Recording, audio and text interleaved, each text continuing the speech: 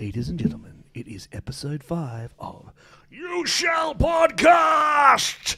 And today's guest is the lovely Jessie Wilson. Welcome to the podcast, Jess. Thank you for having me.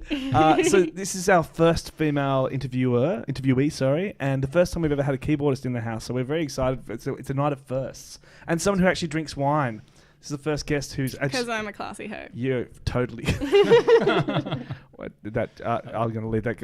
I'm going to let one go through the keeper, actually. Oh, at least we so, got the theme, like the So happy birthday, Jessie. Thank It's you. your 21st birthday last week. Yes, 2 days ago. Yeah, and you didn't have a party. No. You going to have a party? No. Why not? Why not? Why not? Oh, look, okay, so... Are you too busy? I was looking forward to coming and meeting your friends and creeping them the fuck out. Well, no, 'cause it was on Saturday. It was like Easter Saturday. So, like, already everyone's, like, away with their family doing True. family stuff. And You do know there's other weekends coming up. Yeah, but, like, I also forgot that it was happening. So, it got to, like, Saturday the week before, and I was like, oh, shit, I'm going to be 21 in 7 days. Oh, a bit late to organise something. I just remember I'm gonna turn 21 in I'm 7 sorry. Wow. Most Yeah. people wait their whole life, Yeah. like, I'm gonna be 21. That's a monumental blonde moment there, just you forgot your own birthday. Well, I mean... 21st birthday, not just... 21st too, like come on. I would forget. Are you going to have a birthday at some stage? Probs not. How about tonight? Probs not. Tonight, happy birthday. Welcome to Jessie's 21st, ladies and gentlemen. Podcast. Woo! The theme is Jessie's birthday. Yeah, we've bought you a beer cake. We'll bring that out later on. Wine cake. Wine cake. Wine Yeah, cake. wine. It's liquid like that. liquid dessert. Can you taste the fruit flavors in there? It's like it's a very nice drop actually. I'm sure it is actually. Charles is no slouch when it comes to choosing wines. Very moist cake. I'm sorry, it's so bad. Yeah. Just got to be People- really careful about the lines you feed me, okay? Yeah, people Because hate I the will word respond moist. sometimes without It even was a thinking. joke about it being liquid. Of course. My cake is in liquid form. You actually know who you're dealing with here, so just sense yourself a little bit because I never do. Okay, And you never will. No, and I never will. That's why I'm here. That's why I'm sitting in front of the microphone right now. Okay, so tell us about your career. Like when you started playing keyboard, you've got quite a unusual history of musical education. Yeah, so I started playing piano when I was about 6 or so, and so classically trained. Was going to do my A-mus exam for piano and like broke my hand like a month away from the exam. Wow. So that was sort of the How end did you of break your hand?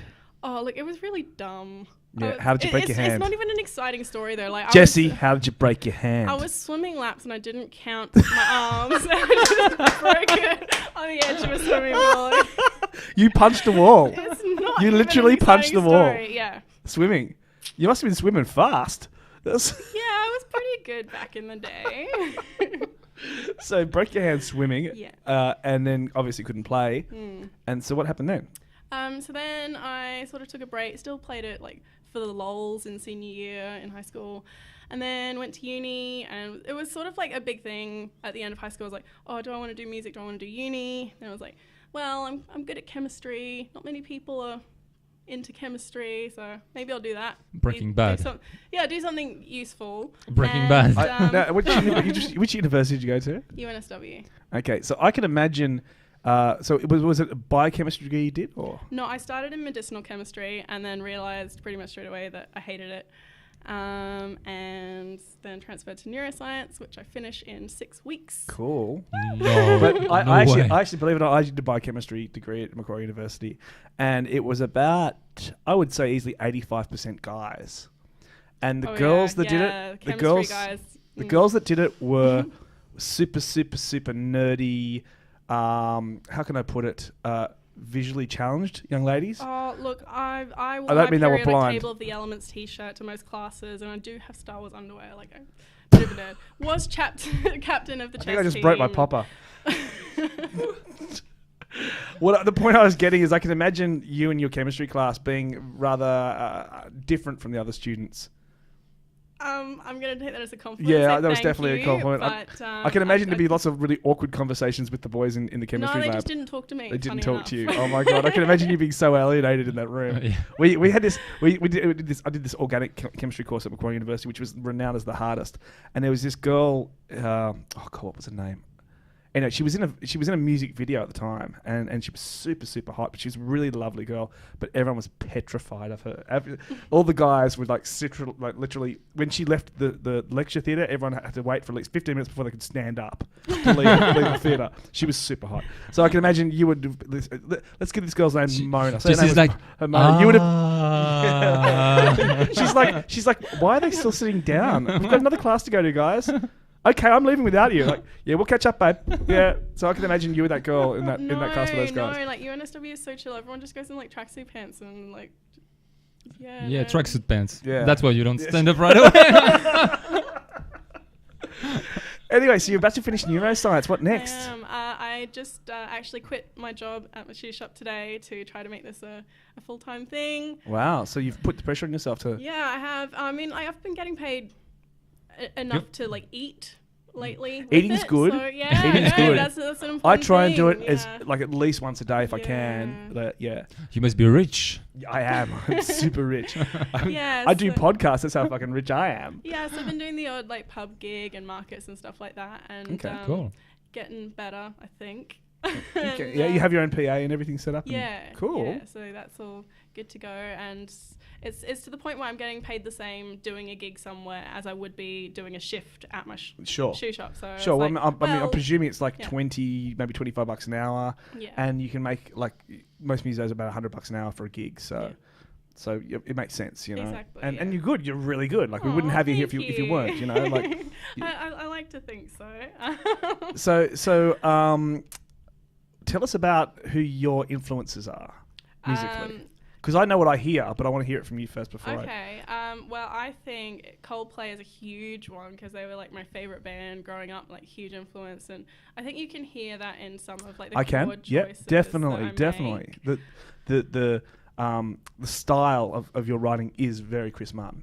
Definitely. I picked that up very early. So crap lyrics. No. No, I mean they're we were only discussing the other day, like because Coldplay cops a lot of shit, much as Nickelback does, but Nickelback deserves it. But how good an album Parachutes is.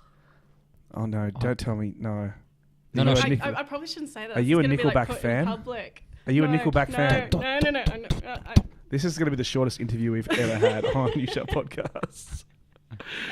We just pretend that didn't happen and move on. Fan, like use the term loosely. Come on. But we're talking Nickelback. Do you own an album? She's taking a fifth on this one, ladies and gentlemen. I think we'll let that this particular part of the interview we can edit out later. I think. But we were discussing what a good album Parachutes is. Like I think it is a brilliant album.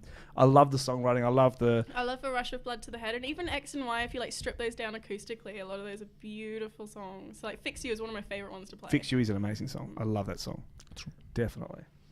Okay, Coldplay and like. Obviously, as a female artist, you must have some female influence. I suppose Delta Goodrem in a way, because like she was huge when I was really little. I think she inspired me to pick up the piano. Mm-hmm. So I would have to say that she's an influence in that regard. I don't hear her in your music at all, which is a really good thing. I feel like it's there, but she probably inspired me to pick up the piano and be a female pop star who plays the piano. Okay. So what I hear some Missy Higgins. Everyone says that. I very much hear Missy Higgins in your style of playing, not necessarily the song structures, but just in the tone that you use. But vocally, I hear Julia Stone. Did anyone else pick that up? Yeah, Leo I get saying a different person every time. Okay. So I think that's a good thing. Who else have you been compared to? Oh, I had Lana Del Rey once, and I was like, "What the hell?" Yeah, no, Lana Del. I can hear a bit of that. You've got a smoky voice. But see, you've got a falsetto that she doesn't. I don't. Well, I don't really reckon she uses very much, if she has it at all. She has that very staid, composed tone, but you have quite a dynamic range, and that's why I can hear everything from Julia Stone to Missy Higgins. I would really like you to start listening to some Tori Amos. Oh yeah. And some Fiona Apple, because I think I've heard of Tori Amos recently. These ladies will open musical doors for you that you may not have otherwise. Yeah, if you're listening to Delta Goodrem, that's okay. You were young. It was like You were her young. album came Yeah, out. sure. You're a kid. You Yeah, didn't know better. You know better now. 6 or 7. It's not like you're listening to. Cool It's not learned. like you're listening to You've grown Nickelback and or learned. anything. She was what we made our Barbies sing Australian Idol to. Was her album. Look, I can see her being because there was no other woman in Australia other than Missy Higgins doing the piano songwriter thing, and Missy Higgins with the sexual ambiguity thing.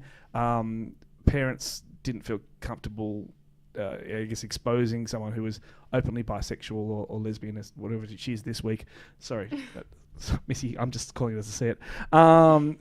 But they obviously wouldn't want their children, particularly if they're religious, listening to someone who's an open, very sexually open person. And Delta's got that squeaky clean image, you know, and she's on TV, so she's in kids' faces all the time. Yeah, she's your polished Disney princess. Kind Isn't she the one that like Although I some heard a cancer story or something like this? You know, like Yeah. kind of a big struggle in her life, Yeah. and came out like very But good strong on out her. of it. Yeah, she. Oh, look, I think in some respect, Good because image. her- Good image to send to kids. And It is. I think, and it sounds really, really horrible, but the cancer was actually really Hodgkin's lymphoma, I think it was. But it came. Her career was actually waning quite severely, and then the cancer happened and the treatment you happened. can't say she used it. I'm not saying she used it. Did I say that? No. I'm saying it actually was. it was good timing. It was good timing because when she came out triumphant. And she looked great, and then she released I think the second album. I've never heard of this Good Ram before. I've heard about the struggle with cancer and things like this, and then I've heard some other music after that. You know, so Yeah. it was definitely like good publicity. I mean, you know, I'm not saying she was being opportunistic, but I'm saying it was an opportunity for her to rise from the ashes, and she did a spectacular job. And then The Voice came along, and that's her thing now. I mean, I don't really hear of her performing. I don't really hear of releasing any albums. Well, she releases the odd thing here and there, but yeah, I think it's pretty She's just a big. TV personality now. Yeah. Well, and there's and money in and I TV, gotta I'd take that. oh yeah, and I've got to admit, I much prefer to watch her than to listen to her. Aw. Just once again calling it as I see it. Leo's just shaking the head, going, "Yep, yep, I've been there. on board." Jesse, I was wondering because I've seen you play a couple of times at some open mics and things like this, you know, and you always play like standing up compared to some other people, because I've seen some other people playing keyboard, but they actually sit down, which is something that more common. Why do you prefer like standing Well, up? if I was playing an actual piano, I would sit down. That would be the ideal. I would like my dream place to go with this is like sitting on a stage, just me and a grand piano, and that's just Nice. in the middle of the stage, and that's just it. That's a and nice people picture, wanting yeah. to listen to that, but no, I got some advice sort of early on to try standing up so that I can like give more in my performance, and also Visually, you mean? Yeah, and Yeah. because it is better for your voice as well if you're Definitely. standing up. So I think Better lung capacity. Yeah. Yeah. And as an asthmatic, I need all the help. I Oh, you're an can get. asthmatic? Yeah, real bad. Wow. Okay, that I did not know. You wouldn't know to hear it, except you have a Breaking news. except that you have like a slightly like a edgy sort of tone to your voice. Oh, that's nothing to do with the lungs. Like, that doesn't come from there. That's a natural sound. I Yeah. thought maybe the asthma had caused stress No, on actually, your vocals. when I've been having a lot of asthma, I sound a lot cleaner, and I sound like a 12-year-old child. Like I think you've heard it once. Okay. I was on a bad asthma day, and it just doesn't sound as nice. It takes off all of my qualities. I like the huskiness. Yeah, exactly. Yeah. That's why I don't like playing on asthma days. Oh wow, okay. So maybe when you have an asthma day, you can change your name to another name. Yeah, exactly. So this Put a wig on. This you is know. where Stage name versus Jessie. Denoche comes in, because we were talking last night about stage names, because Jessie doesn't particularly like the surname Wilson. Feels, Also, Jessie Wilson is a Christian singer. yeah. And I've been using Jessie Anna for a little while because that's my middle name, and people can't handle 4 syllables apparently. No, it's okay. Leo. Like people keep calling me What? Jessie Ann or Jess Anna. Like, what is so hard about that 4 syllable? But apparently people can't do 4 syllables. So Yeah. I'm sort of looking for something else. But Well, I we'll did see. suggest AJ, but that sounds a bit American. Yeah. And then you suggested Dama de Noche, which No, it was stupid. It's well, I liked de Noche, which is Spanish for the night, in case you're not familiar with or of night, I think. of night. Yeah, because it would be de la Ah. noche, it would be of the night. Of the night. That's that's kind It of would be of night. So Dama de Noche is the lady of the night. It's a flower. Okay, it is a flower. They're all Jessie. I would not use that one. No, Jessie, they're all flowers, really. Yeah, I wouldn't go with that. Definitely not the noche. Tonight you have the lady of the night coming. And okay, that's why I am not. That is exactly why I am. And she sings as well. Yeah. Okay, I think we definitely scrapped a noche. I thought it just meant the night, which I thought was really cool and quite dark and a little mysterious. But of the night, pretentious as fuck. Yeah, but like Jessie Wilson sounds like the girl next door, literally. Yeah. So we need to I've been come exploring like grandmother's maiden names and middle names and stuff, and they're all so boring. Like I have Brownlee and Shaw and Wilkie. And, just made one up. Must be a site on the internet. I'm pretty sure Lord's name isn't Lord, so you know, and that's as pretentious. She actually. Oh my god! My herself. stage name is going to be Burp King. You burper, the burp usurper. Okay, see, this is what happens when you talk before the interview. Jessie was talking about how she lived in a house with 6 guys, and she was she was the best burper in the house, so she was the burp king. And I said, "You're the burp usurper." This is great publicity. You brought it up. I know. You brought it up. So, I mean, I'm not too. I'm not too sure. I would stay if someone get introduced as the burp queen now. Yeah, the burp usurper. King. King. The king. Fair enough. I think. Look, I think a name confused. will come to you. A name will come to you out of the blue. But like, I like the idea of the night or something like that. Or how about out of the blue as a stage name? But it's just one person. It's just me. Oh look, there's a guy that comes to our nights. I think he's actually going to come and do a podcast. He's just a solo artist, but he calls himself the Horizon and I, which is kind of cool. And then there's another performer who comes to my nights, and she's called Monica and the Explosion, and her name's Monica. And I'm yet to see the explosion, but I'm sure it's coming at some stage.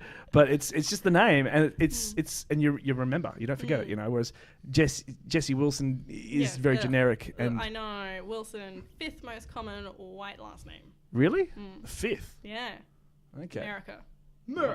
Yeah. Yeah. Okay. So I have a really unusual. I'm the only Matt Seberg in Australia, and there's 2 in America, and that's it. There's only 3 of us in the world, and I'm pretty sure I'm the only one for a fucking podcast. So you others, 2 others get hell yeah. So, yeah, damn straight. Anyway, so I have a really unusual surname, but I guess Wilson is pretty common. So we need to come up with something. Like W. Isn't that an ugly sound? I never thought about W being an ugly sound. You made your point, I think. I think you've made your point there. Look, if any of the listeners can think of a great name for Jessie. Yes, competition. Yeah. I don't know what you can win. Write in on the podcast. Any suggestions. Keep it kosher, kiddies. Don't be vulgar, please. But hang on. You've come up with Lady of the Night, so it's got to be a flower. It was actually my ex's favorite flower, and I thought it had a cool name. And it was never going to be a stage name. It's just like, dramatic name. Yeah. Dama de noche. Yeah, but I like it. I like the concept of it. So maybe read some get it like a Spanish translation book and just look up words like glass or knife or something. Morning. I've sort of been doing that a little bit, but I feel so it needs to be related to me somehow. So it needs to be like something I like. It'll come to you out of the blue. I'm really sure. Everything I've liked in the past, like, Merlot. 3 months, like Merlot. Merlot. Actually. What about Merlot L'Amour? Loves Merlot. Why not? Merlot L'Amour's pretty sexy. It is. That's not because bad. I'm so French and classy. Yeah. Yeah, definitely. Yeah, just I like that. Merlot L'Amour. Everyone's gone quiet pondering this. I think we just had a moment captured live.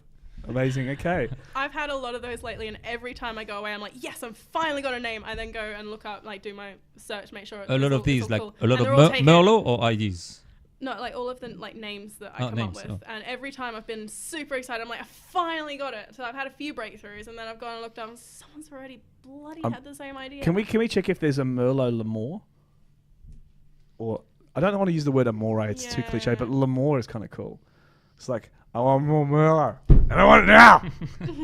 I'm Merlot Lamore, goddammit. You know, more was actually my second word as a child. Oh, really? My niece's first words were more. More. I started calling her Maureen afterwards. She got really, really angry. It's a 2-year-old getting abusing. Ma! No Merlot Lamore. I want 10. It's on the list. It's good to go. Jesse, I want 10%. Look, at the moment, that is $0. 10%. I'll take it. I'm that far in debt at the moment. It's actually a step up for me having $0.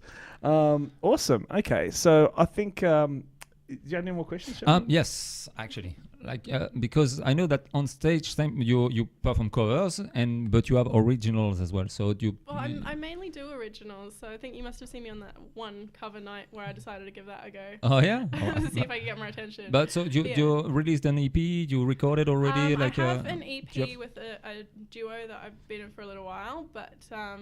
Solo, actually, I'm hoping to release an album July, August this year. So there will be heaps of promo. So I really want a stage name so that I can actually release this stuff and start doing promo stuff. Like a full album. Yeah. Cool. Yeah. Wicked.